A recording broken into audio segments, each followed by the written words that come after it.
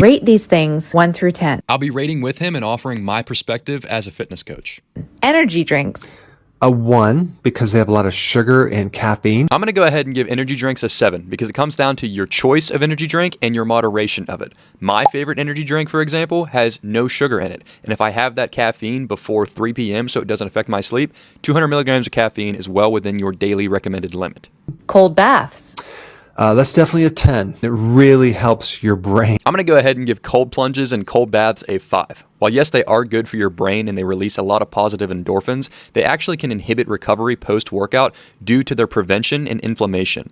Calorie counting. I'm going to give that a 0 because we've been doing that for the last 75 years and it actually has destroyed our metabolism. I'm going to give calorie counting a 10. We've been doing it for the last 75 years because it works. Caloric manipulation is the only way to actively gain or lose weight. It does not wreck your metabolism. He pulled that out of his ass. Granola. I'd give granola a 1 because it's just filled with sugar, seed oils, refined starches. I'll give granola a 7. It's fine. It's a wonderful source of carbohydrates to fuel your workouts, and your brain literally runs off glucose. Sugar is not the enemy. Taking melatonin before bed. Some people need melatonin before bed. I recommend maybe small amounts, let's say 3 to 6 milligrams. I'll give melatonin a 5. Melatonin is the chemical that helps your body fall asleep when you go to bed, but it's released slowly over time as the sun starts to wind down and you start to fall asleep. It would be a lot smarter to introduce 1 milligram every couple of hours leading to bed, and I wouldn't exceed 5 milligrams total. Intermittent fasting. That would be 11. It's probably one of the most powerful things you can do for your health. Intermittent fasting is like a 6. It's a good tool to use if that's something you prefer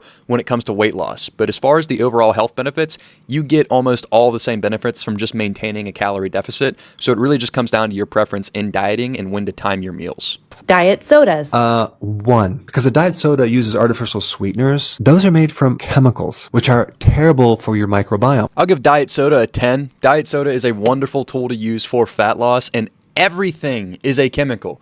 Chemicals are not dangerous. Everything that you see, touch, or feel is comprised of a chemical. Have you ever seen the periodic table of elements? That's chemicals. Everything is made of a chemical. It's not harmful to you. Artificial sweeteners are not dangerous. Low carb diet. That would be a 10. Again, this just comes down to preference. Carbs are your body's favorite source of energy. In fact, if you don't get carbs in your diet, your body will go through great lengths to create them through a process called gluconeogenesis. Carbs are great. They are not the enemy. They are a wonderful source of fuel for your workouts. At the end of the day, we do not need to demonize all of these terms and praise all of these things that really are not that beneficial. It comes down to preference and sustainability. That is the best structure for a diet, for a lifestyle that's going to maintain long-term progress for your goals.